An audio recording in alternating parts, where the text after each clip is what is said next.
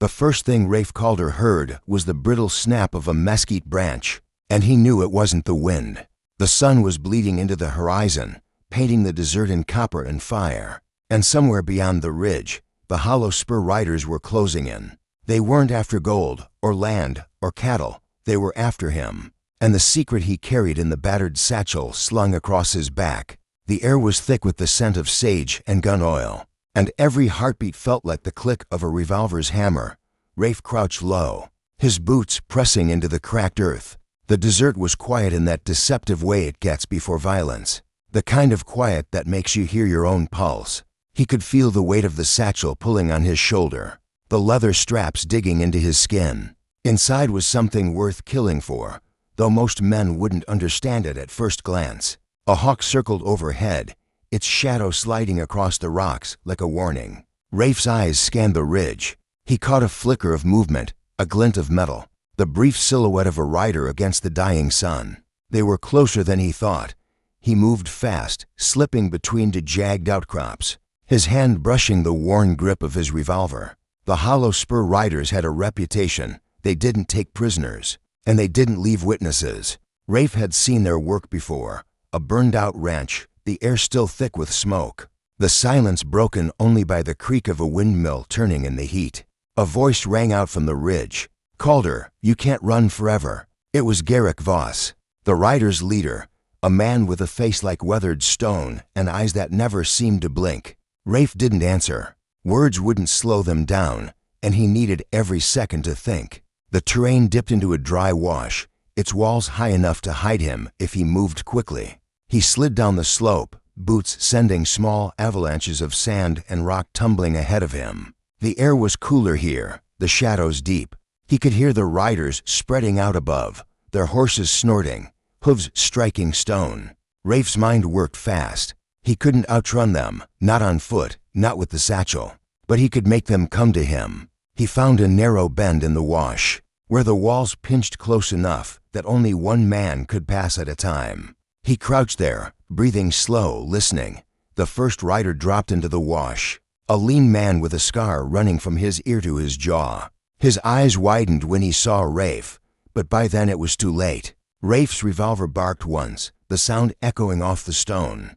The man fell without a word, his body crumpling into the dust. Shouts erupted above.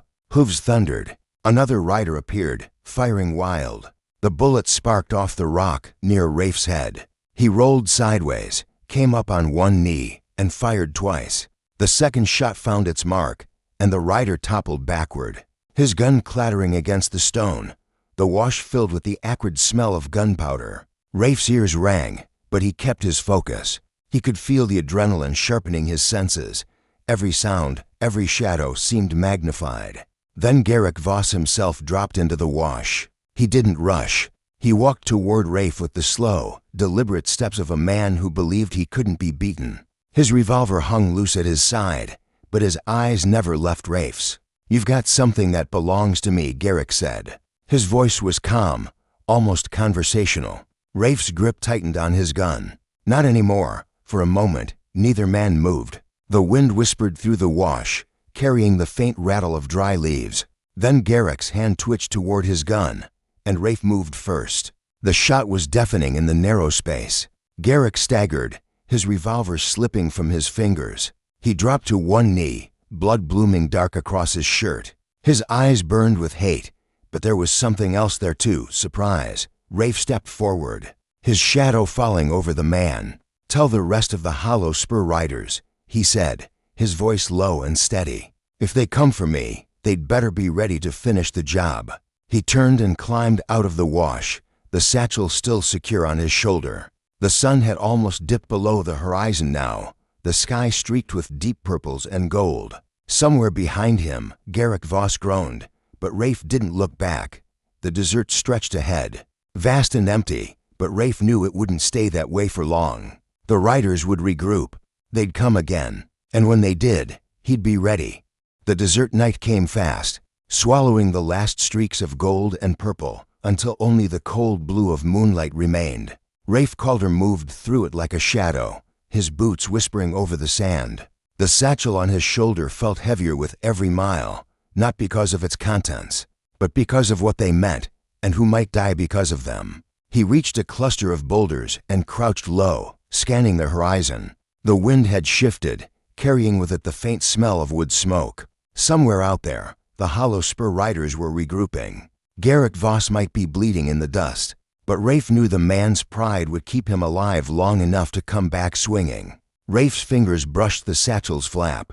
He hadn't opened it since the night he'd taken it from the wreck of the stagecoach. He could still see the flames licking at the wheels, hear the panicked screams, feel the heat on his face. He'd pulled the bag from the wreckage without thinking, and then the shooting had started. A sound broke the stillness, the soft crunch of footsteps on gravel. Rafe's hand went to his revolver, but he didn't draw. The steps were light, careful, not the heavy, confident stride of a rider.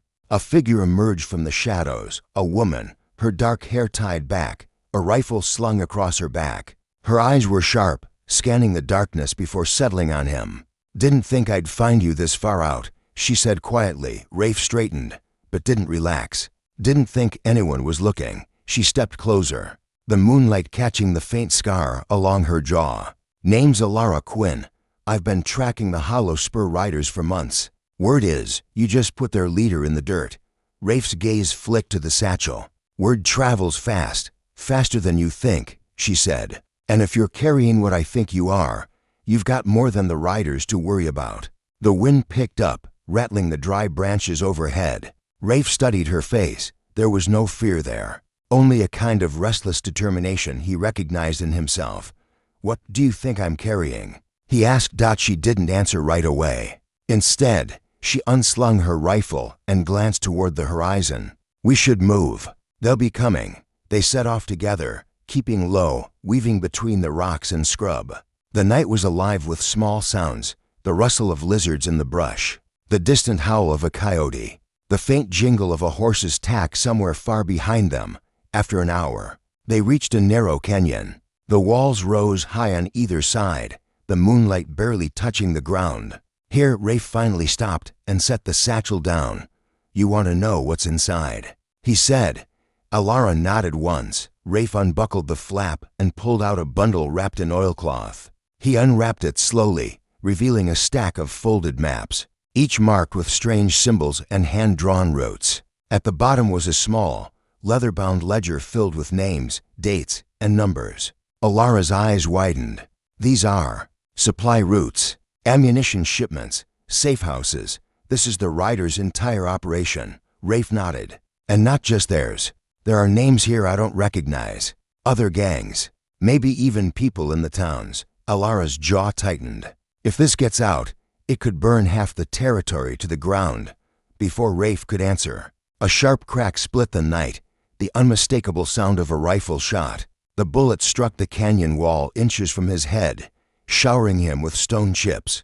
They dove for cover as more shots echoed through the canyon. The riders had found them. Rafe's heart pounded, but his mind was already working. The canyon was narrow. They could hold it, if they moved fast. He slid behind a boulder, drawing his revolver, while Alara took position higher up on the rocks. The first rider charged into view, his face twisted in a snarl. Rafe's shot dropped him before he could fire. Another came from the left, but Alara's rifle cracked, and he fell hard into the dust.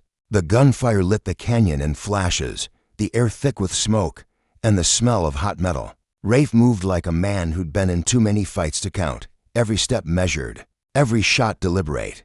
Beside him, Alara was just as precise, her rifle an extension of her will, when the last echo faded. The canyon was silent again. 3 riders lay still in the dust. The rest had pulled back, their shouts fading into the night.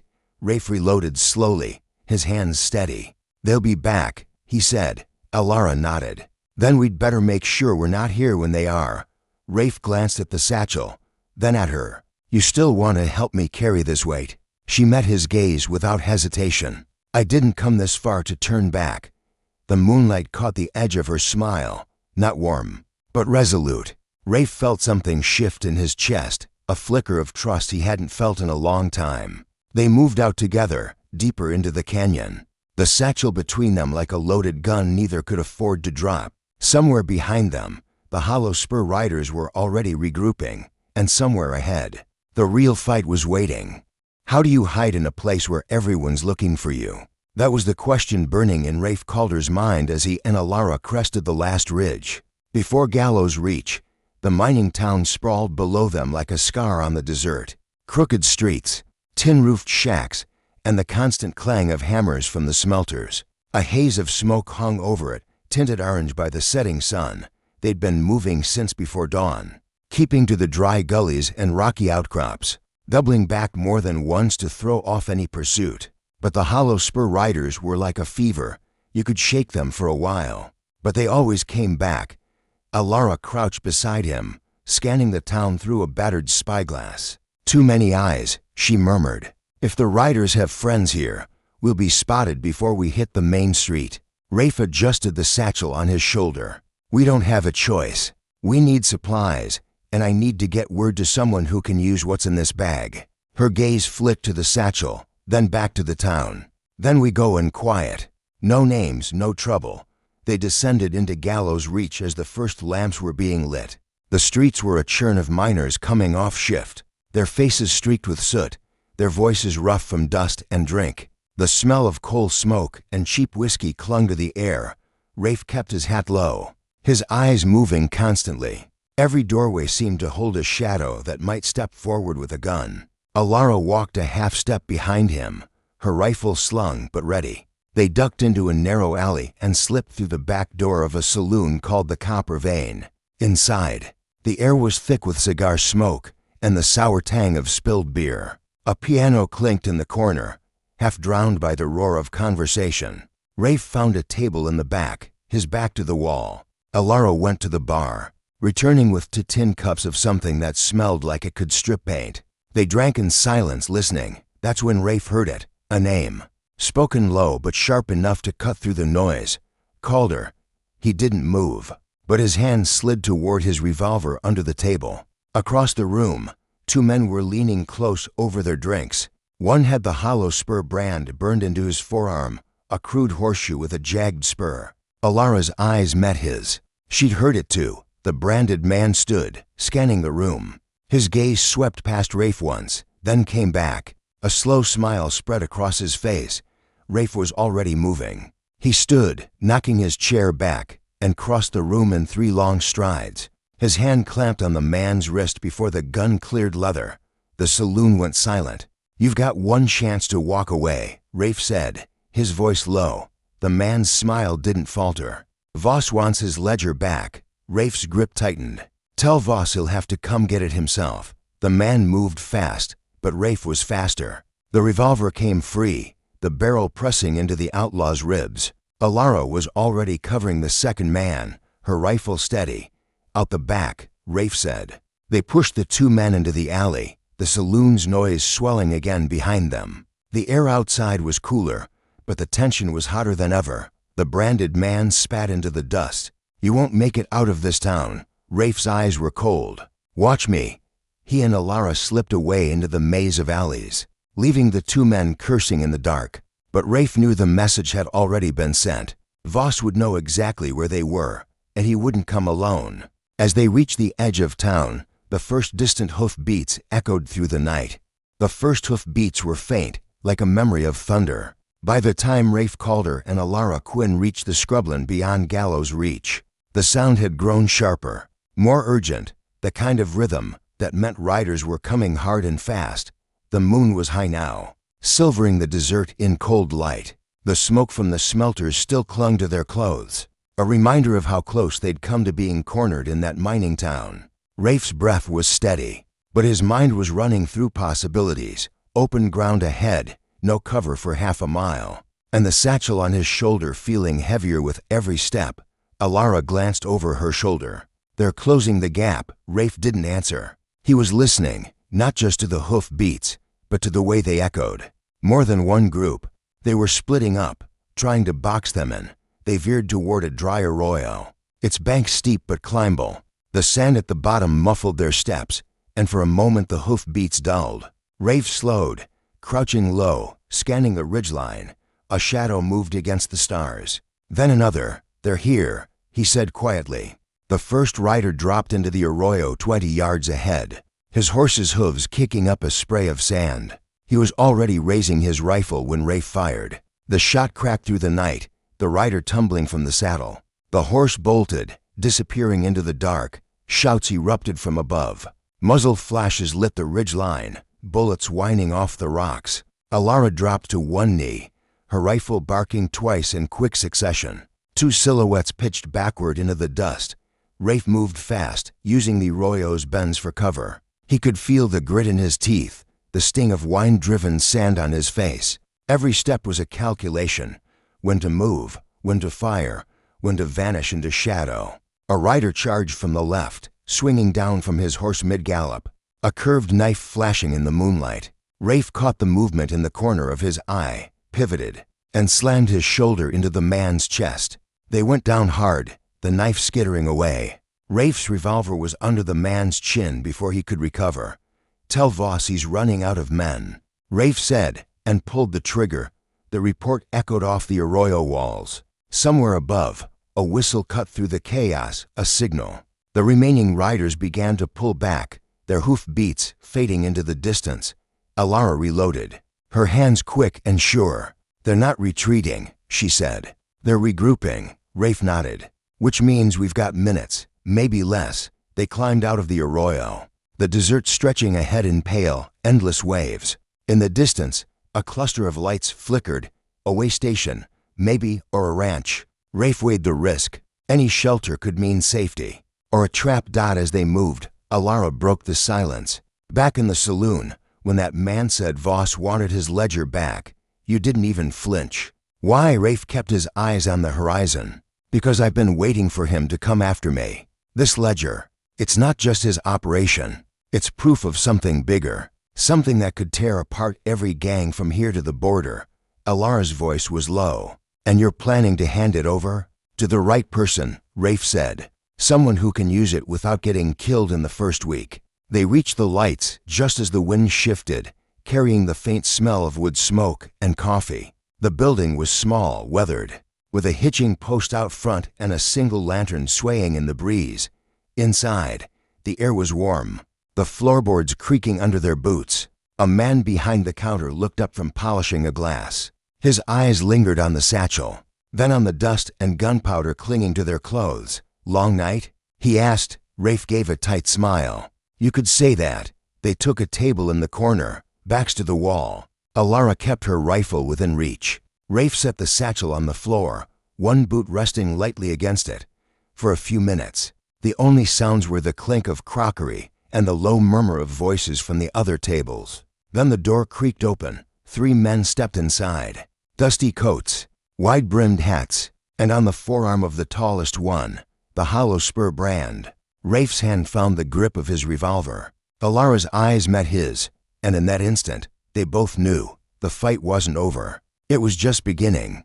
The 3 men with the hollow spur brand didn't rush. They stepped into the way station like they owned the air inside it, letting the door swing shut behind them. The lantern light caught the dust on their coats, the dull gleam of gunmetal at their hips. Rafe Calder didn't move. His right hand stayed loose near his revolver, his left resting on the table. Alara Quinn's rifle was propped casually against her chair, but her eyes were locked on the newcomers, sharp and unblinking. The tallest of the 3, the one with the brand, let his gaze sweep the room. The other patrons, a handful of ranch hands and a freighter driver, suddenly found their drinks fascinating. No one wanted to be caught between these men and whoever they were here for. "Evenin'," the branded man said, his voice low and oily. "Heard tell a couple of travelers came through here. One of them carrying a certain satchel." Rafe's boot pressed lightly against the leather bag at his feet. "Lot of satchels in the world," he said evenly. The man smiled without warmth. "Not like this one." The silence stretched. The only sound was the slow tick of the wall clock and the faint hiss of the lantern. Then the man's hand twitched toward his gun. Rafe moved first. The table went over in a crash, tin cups scattering. His revolver cleared leather in a blur, the first shot punching into the branded man's shoulder before he could draw. Alara was already moving, her rifle snapping to her shoulder. The second rider went down hard, his gun clattering across the floorboards. The third man dove for cover behind the counter, sending the barkeep sprawling. Bottles shattered, the sharp scent of whiskey filling the air. A shotgun roared from somewhere behind the bar, pellets chewing splinters from the wall inches from Rafe's head. He rolled, came up behind a support beam, and fired twice. The shotgun clattered to the floor, its owner slumping beside it. For a moment, the only sound was the ringing in Rafe's ears. Then, from outside, came the unmistakable drumming of more hoof beats. Alara's eyes met his. They brought friends. They moved fast, grabbing the satchel and slipping out the back door into the cold night. The waystation's yard was a patchwork of shadows and pale moonlight. A freight wagon sat hitched and ready, its driver nowhere in sight. "Wagon," Rafe said. They scrambled onto the bench, Rafe snapping the reins. The horses lunged forward just as the first riders rounded the corner of the building. Gunfire sparking off the wagon's sideboards. The wheels hit a rut, jarring them both. Alara twisted in her seat, firing back. One rider tumbled from his saddle, another's horse reared and bolted. But more were coming, their shouts carrying over the pounding of hooves. The road out of the way station was little more than a rutted track, winding between low hills. The wagon rattled and swayed, the horses' breath steaming in the cold air. Rafe kept them moving, his eyes scanning for any turnoff, any cover. There. Alara pointed to a narrow cut between two ridges. Rafe hauled the reins, the wagon lurching into the gap. The riders followed, their gunfire echoing off the rock walls. A bullet tore through the brim of Rafe's hat. Another splintered the wagon's side. They burst into a small box canyon, and Rafe saw their chance. "Hold on," he said. He drove the wagon straight toward a pile of loose rock at the far end, then hauled the team hard to the left. The wagon skidded, the rear wheel slamming into the rock pile. Stones cascaded down, filling the narrow entrance just as the first riders tried to follow. The lead horse screamed, rearing back. The riders pulled up short, trapped on the other side of the rockfall. Rafe and Alara sat in the sudden silence, their breath coming hard. The horses stamped and snorted, the smell of sweat and dust heavy in the air. Alara looked at him, a faint smile tugging at her mouth. "You always drive like that." "Only when someone's trying to kill me," Rafe said. They climbed down, checking the satchel. The leather was scuffed, but the contents were intact. Rafe felt the weight of it again, not just in his hands, but in his chest. "They'll find another way around," Alara said. "I know," Rafe replied. "Which means we keep moving, and we find someone who can use what's in here before Voss catches up." The moonlight painted the canyon walls in silver and shadow. Somewhere beyond them, the Hollow Spur riders were already plotting their next move. But for now, Rafe Calder and Alara Quinn had bought themselves a little time, and in this game, time was as valuable as bullets. The desert before dawn was a different kind of dangerous. The wind was cold enough to bite, the stars sharp as broken glass, and every sound seemed to carry for miles. Rafe Calder and Alara Quinn had been riding hard since the rockfall at the Box Canyon, the satchel wedged between them on the wagon bench. The horses were flagging, their breath steaming in the chill air. They crested a low ridge and saw it, a narrow pass between two jagged cliffs, the ground littered with pale stones that gleamed in the moonlight. Locals called it Dry Water Pass, a place where travelers vanished without a trace. Rafe slowed the team, scanning the shadows. "We'll rest here for an hour. No fire." Alara nodded, sliding down from the bench. She moved like someone who'd spent her life in dangerous country, quiet, deliberate, always aware of where her weapon was. They led the horses into the shelter of a rock overhang. The silence was deep here, broken only by the occasional rattle of loose stone. Rafe set the satchel down beside him, his hand resting on it as if it might try to run. That's when they heard it, the slow, deliberate crunch of boots on gravel. A figure emerged from the shadows at the mouth of the pass. Tall, lean, wrapped in a long duster that shifted in the wind. His hat was pulled low, but the glint of his eyes caught the moonlight. "Evenin'," the stranger said, his voice low and even. "Name's Corvin Hale. You're sittin' in my pass." Rafe didn't move his hand from the satchel. "Didn't see your name on it." Corvin smiled faintly. "Don't need my name on it. Folks know." He stepped closer, and Rafe caught the faint smell of tobacco and leather. "Word is, you've been mackin' trouble for the Hollow Spur riders." Alara's rifle was in her hands now, though she kept it angled low. Depends who's a skin. Corvin's gaze flicked to the satchel. I'm a skin, and I'm thinking whatever's in that bag is worth more than the both of you put together. The wind shifted, carrying the faint echo of hoof beats from far off. Rafe's eyes narrowed. You working for Voss? Corvin chuckled. I work for whoever pays me. Right now, that ain't Voss, but he's not far behind you, and I reckon he'll make me an offer soon enough. The hoof beats were closer now, bouncing off the canyon walls. Alara's jaw tightened. We don't have time for this. Corvin tilted his head. You've got two choices. Leave the bag and walk away, or keep it and ride with me. I know a way through the pass that'll lose Voss for good.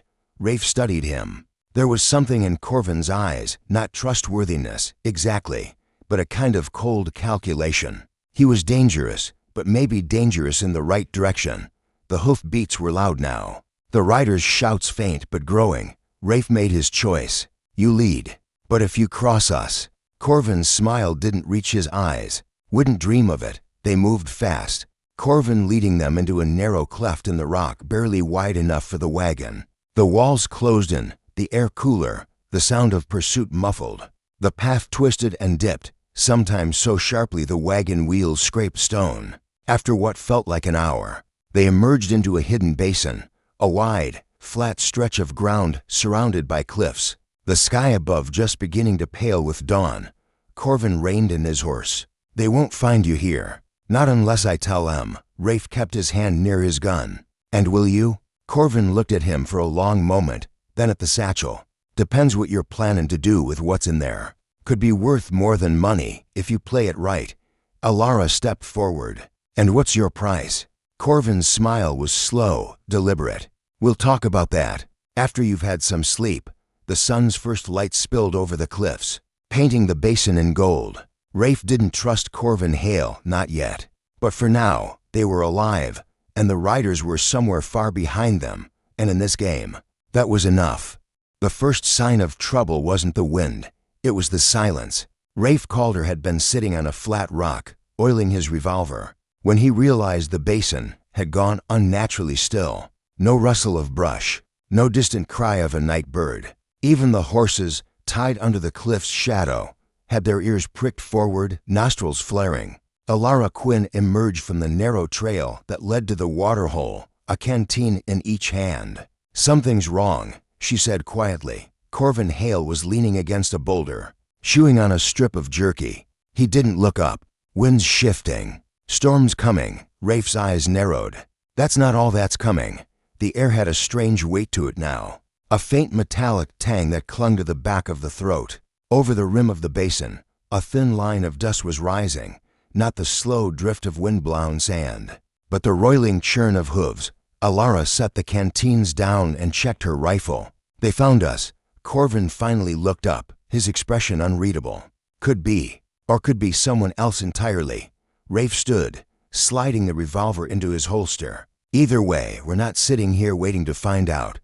The wind picked up fast, whipping grit into their faces. The sky above the cliffs turned a sickly yellow, the sun fading behind a wall of dust. The storm was coming in hard, and with it, the sound of riders. They moved quickly, grabbing the satchel and leading the horses toward the narrow exit on the basin's far side. But as they reached it, Corvin stepped in front of Rafe, one hand resting casually on the butt of his pistol. Before we ride into that mess, Corvin said, we need to settle something. That bag, it's worth more than you think, and I'm not about to risk my neck for it without knowing where it's going. Rafe's jaw tightened.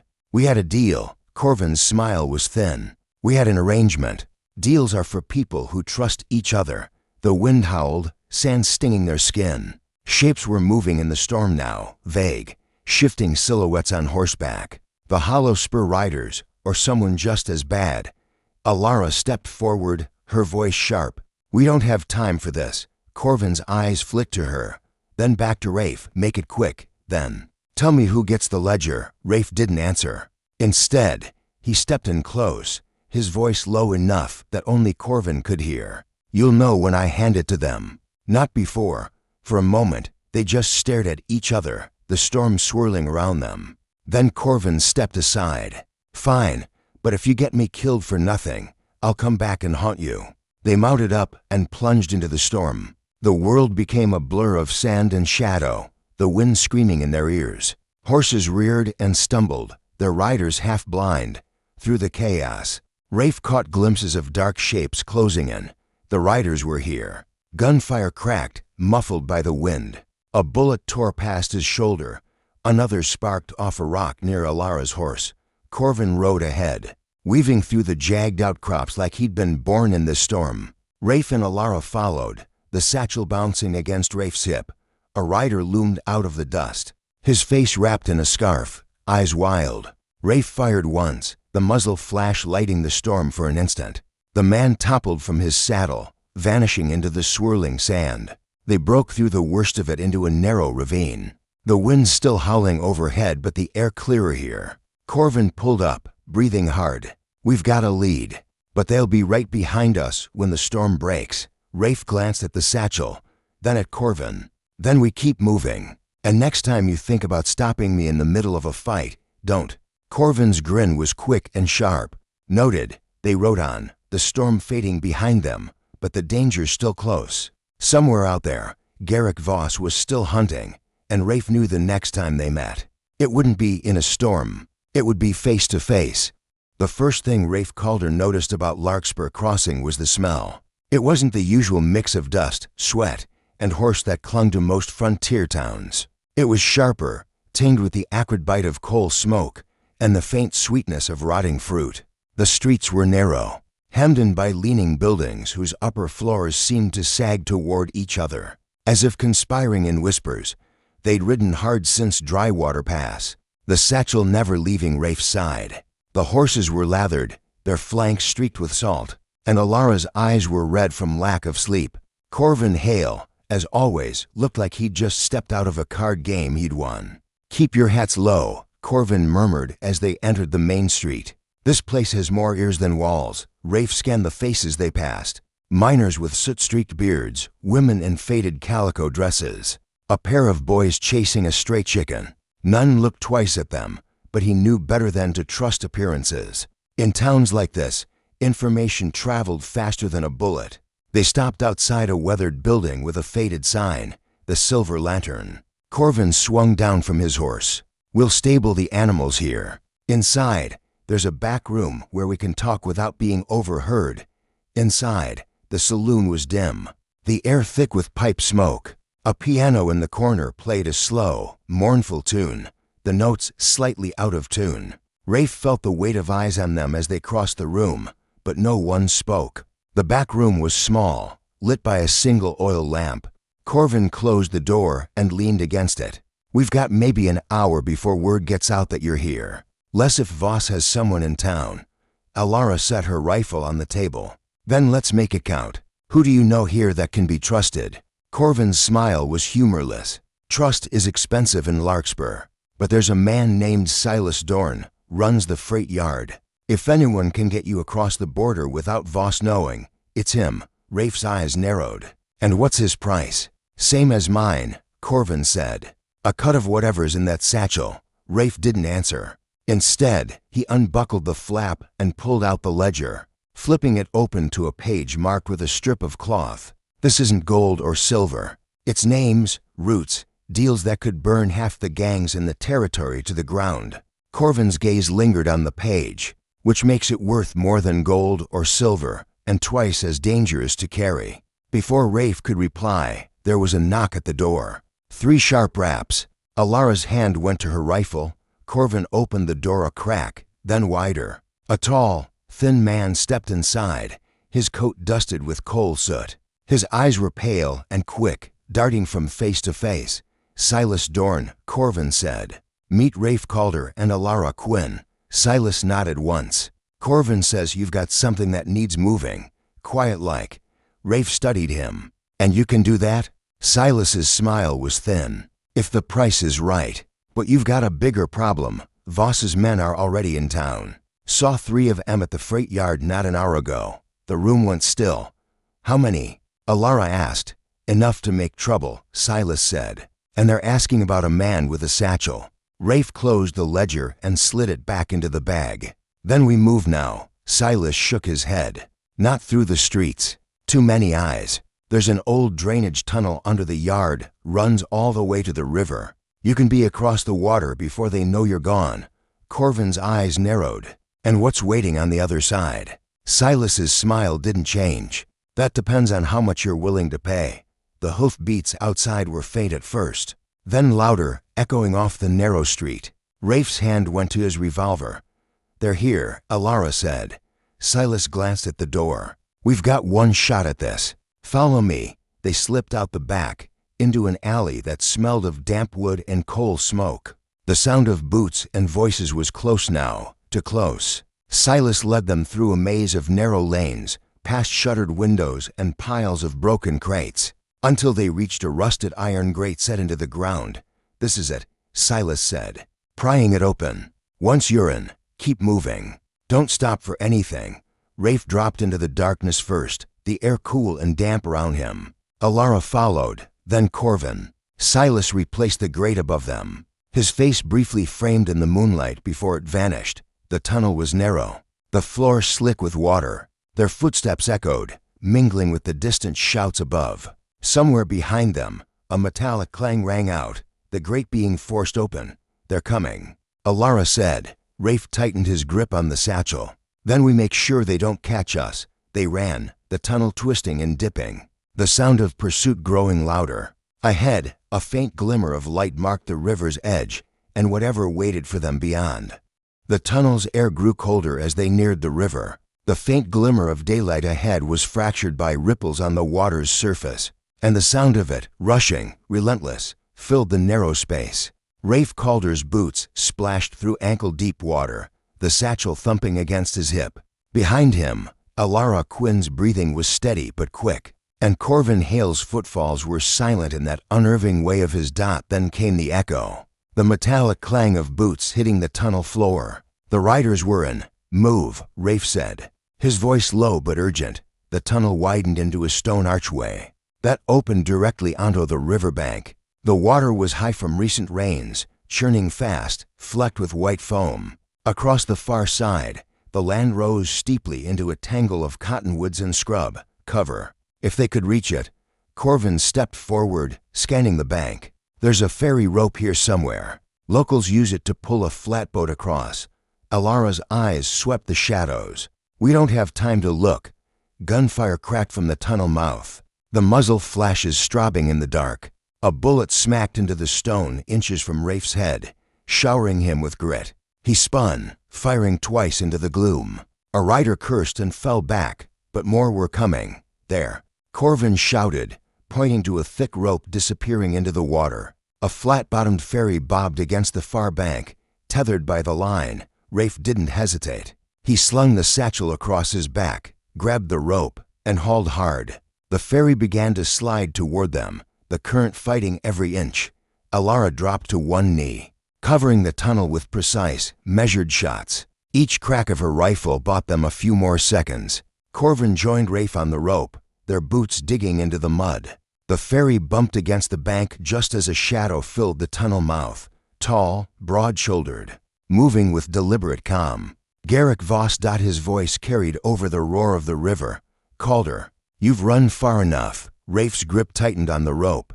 "Not far enough." Voss stepped into the open, his revolver gleaming in the gray light. "You've got something of mine. Hand it over, and maybe I let you walk away." Corvin muttered, "He's lying." Rafe knew it too. Voss didn't leave loose ends. Alara's rifle cracked, the bullet sparking off the rock at Voss's feet. He didn't flinch. "Last chance, Calder." Rafe's answer was to shove Corvin onto the ferry, then haul Alara aboard. He jumped in last, shoving off with the butt of his revolver. The current caught them instantly, spinning the boat as it slid across the rope. Gunfire erupted from the bank. Bullets punched into the ferry's planks, splinters flying. Rafe dropped low, returning fire in short, controlled bursts. Corvin was at the stern, using his pistol to keep the riders' heads down. Halfway across, the rope jerked violently. Voss had grabbed it. His boots dug into the mud, his muscles straining as he tried to haul them back. Rafe locked eyes with him across the water. For a heartbeat, the world narrowed to just the two of them. the rope between them like a drawn blade. Then Rafe raised his revolver and fired. The bullet struck the rope just above Voss's hand. The line snapped with a sharp twang, whipping back into the water. The ferry lurched, spinning free into the current. Voss's roar followed them downstream, fading as the river carried them toward the far bank. They hit the shallows hard, the ferry grinding against gravel. Rafe jumped out, dragging the boat up enough for Alara and Corvin to leap clear. The satchel was still on his back, soaked but intact. They scrambled into the cover of the cottonwoods, the roar of the river masking their retreat. Only when the trees closed around them did Rafe slow, his chest heaving. Alara glanced back toward the water. "He's not done," Rafe nodded. "Neither am I." Corvin gave a low whistle. "You just made this personal." "It was always personal," Rafe said, adjusting the satchel. "Now it's just closer to the end." They moved deeper into the trees, the light fading, the air thick with the smell of wet earth. Somewhere behind them, Garrick Voss was already planning his next move, and Rafe Calder was ready to meet it head-on. The forest thinned as dawn bled into the sky, pale light spilling over the cottonwoods. Rafe Calder could feel the weight of the satchel like a living thing against his back. Every step through the damp undergrowth brought them closer to the border, and closer to the inevitable. Garrick Voss wouldn't let them vanish, not with the ledger in hand. Alara Quinn moved ahead, her rifle cradled but ready, eyes scanning the tree line. Corvin Hale trailed slightly behind, his gaze flicking between the shadows and Rafe, as if measuring which was more dangerous. They reached a clearing where the ground dipped toward a shallow ravine. Beyond it, the land rose into a ridge, the last high ground before the border. Rafe stopped, listening. The sound came first as a faint tremor in the earth, then as the low, steady drum of hooves. "They're here," Alara said. Rafe's jaw tightened. "Then this ends here." They moved quickly, taking positions along the ridge.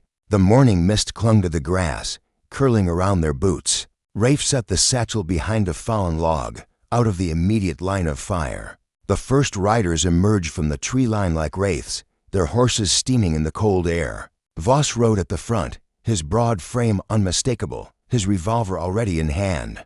"Calder," his voice carried across the clearing. "You've run far enough. Hand over the ledger, and maybe I'll make it quick." Rafe stepped into view, his own revolver loose at his side. "You've been chasing me for weeks, Voss. You really think I'm just going to hand it over?" Voss's smile was thin. "I think you're smart enough to know you can't win."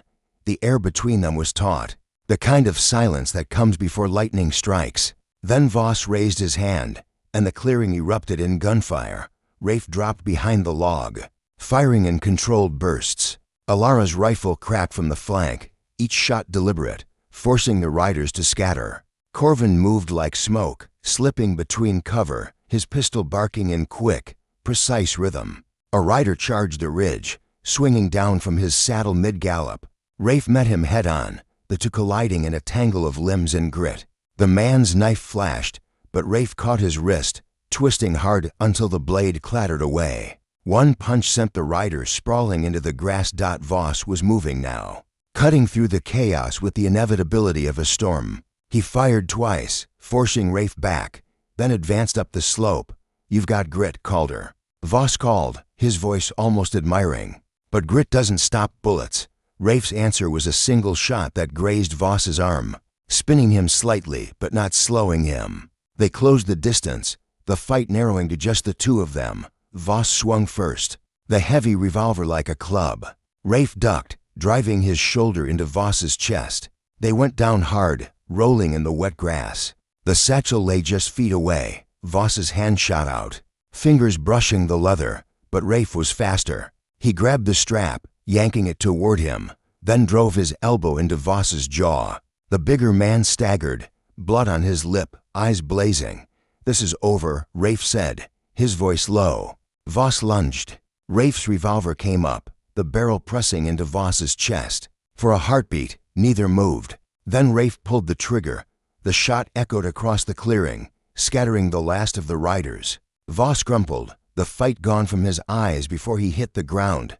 Silence settled, broken only by the ragged breathing of the survivors. Alara emerged from the mist, her rifle still in hand. Corvin stepped up beside Rafe, glancing down at Voss's body. Well, Corvin said, that's one way to end a debt. Rafe picked up the satchel, feeling its weight one last time. It's not over. Not until this ledger is in the right hands. Alara's gaze was steady. Then let's finish it. They turned toward the ridge, the rising sun casting long shadows ahead of them. Behind them, the clearing lay quiet, the echoes of the fight fading into the morning. Rafe didn't look back. Some battles you survive, others you win. This one was both. The ridge fell away into a long, sloping valley, the grass still wet with morning dew. Rafe Calder kept the satchel tight against his side, the leather damp from the river crossing. The air here was cleaner, sharper, but it carried no promise of safety. Garrick Voss might be gone, but the Hollow Spur riders were more than one man. And the ledger. The ledger was a fuse waiting for the right spark. Alara Quinn walked ahead, her boots leaving dark prints in the grass. She hadn't said much since the fight. Rafe could tell she was turning things over in her mind. The names in the ledger, the routes, the alliances it could shatter. Corvin Hale, as usual, seemed untouched by the weight of it all. He whistled a low, tuneless note, his eyes scanning the horizon. You know, he said, Voss wasn't the only one who wanted that book. There are people out there who'd pay more than you can imagine to keep those names quiet. Rafe didn't look at him. And there are people who'd pay just as much to see them exposed. Corvin's grin was quick. Which side are we on? Rafe's answer was a long silence.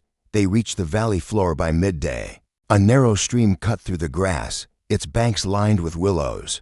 The horses drank greedily while Rafe crouched to refill their canteens. That's when he saw it. A single boot print in the mud, fresh and deep. He straightened slowly. We're not alone. Alara's rifle was in her hands instantly. Corvin's smile faded.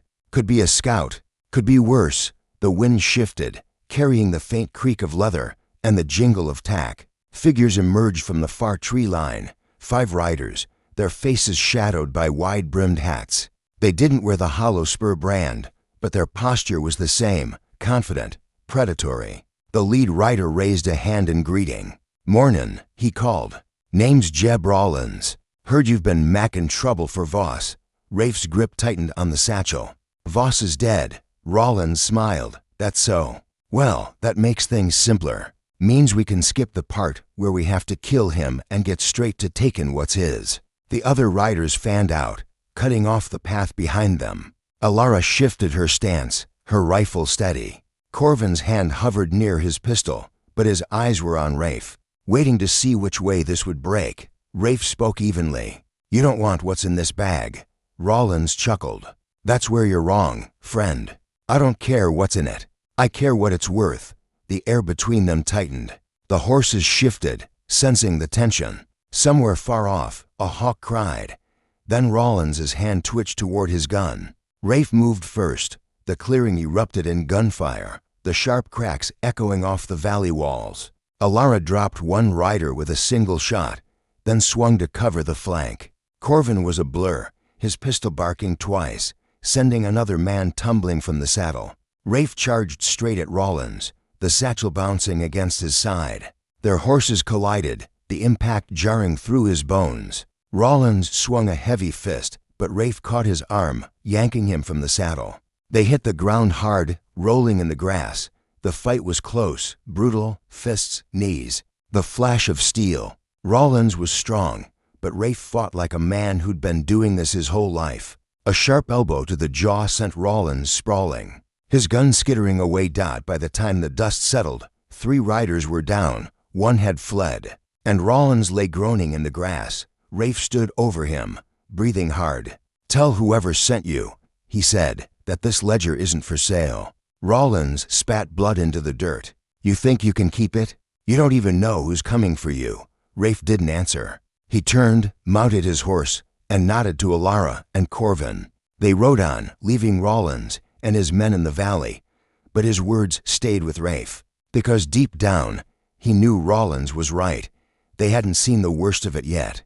The rain came without warning. One moment the sky was a pale, brittle blue. The next, black clouds rolled over the ridge, swallowing the light. Fat drops spattered the dust, turning it to mud in seconds. Rafe Calder pulled his hat low, the satchel heavy against his side. They were less than a mile from the safe house, the place where the ledger would finally be out of his hands. Alara Quinn rode ahead, her shoulders tense. Corvin Hale was behind them, unusually quiet. The storm muffled every sound except the steady drumming of rain on leather and steel. Rafe's mind was on the ledger. He'd imagined this moment for weeks, handing it over, ending the chase, maybe even sleeping without one hand on his gun. But something in the air felt wrong. They reached the safe house, a squat stone building, half hidden in the trees. Smoke curled from the chimney. Too much smoke. Rafe dismounted slowly, scanning the shadows. "Stay sharp," he said. Alara moved to the door, rifle ready. Corvin hung back, his hand resting on his pistol. Inside, the air was warm, thick with the smell of burning wood. And something else. Blood. 3 men lay on the floor, their bodies still. Rafe recognized one, Silas Dorn, the freight yard contact. His eyes stared at nothing, his mouth frozen mid-warning. Rafe's gut tightened. "We're too late." A voice came from the shadows. "Not too late, Calder." Just in time, Garrick Voss stepped into the lamplight. Rafe froze. He'd seen Voss die, felt the man's weight go limp when the bullet hit. But here he was, alive, a bandage across his chest, eyes burning with something colder than rage. "You didn't think it would be that easy, did you?" Voss said. "You've been carrying my ledger all this way, and now you're going to hand it to me." Alara's rifle came up. "Over my dead body," Voss smiled. "That can be arranged." Before Rafe could move, a gunshot cracked through the room. Alara staggered, her rifle slipping from her hands. She hit the floor hard, blood blooming across her side. Rafe spun and saw Corvin lowering his smoking pistol. The betrayal hit harder than the thunder outside. "Sorry, Calder," Corvin said, his voice almost gentle. "But Voss pays better, and I've never been sentimental." Rafe's hand went to his revolver, but Voss raised his own. The barrel aimed square at Rafe's heart. "You've been a thorn in my side for too long," Voss said. "But I'll give you this. You made it interesting." The rain hammered the roof. Lightning flashed, throwing their shadows huge against the walls. Rafe's mind raced. Alara was still breathing, barely. The satchel was at his feet, and Corvin was between him and the door. He made his choice dot in one motion. Rafe kicked the satchel toward Voss, drawing his revolver as it slid across the floor. Voss's eyes flicked down, just for a heartbeat, and Rafe fired. The shot hit Voss square in the chest. He staggered, dropped to one knee, then fell face first into the blood-slicked floorboards. Corvin's gun came up, but Rafe was already moving. He slammed into him, the two crashing into the table.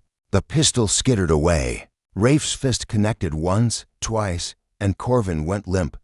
The room was silent except for the storm. Rafe dropped to his knees beside Alara. Her eyes fluttered open. "You still have it," she whispered. Rafe glanced at the satchel. The leather was torn open from the kick. The ledger lay in the mud and blood, pages soaked, ink running in black rivulets. "It's gone," Rafe said quietly. Alara's lips curved in the faintest smile.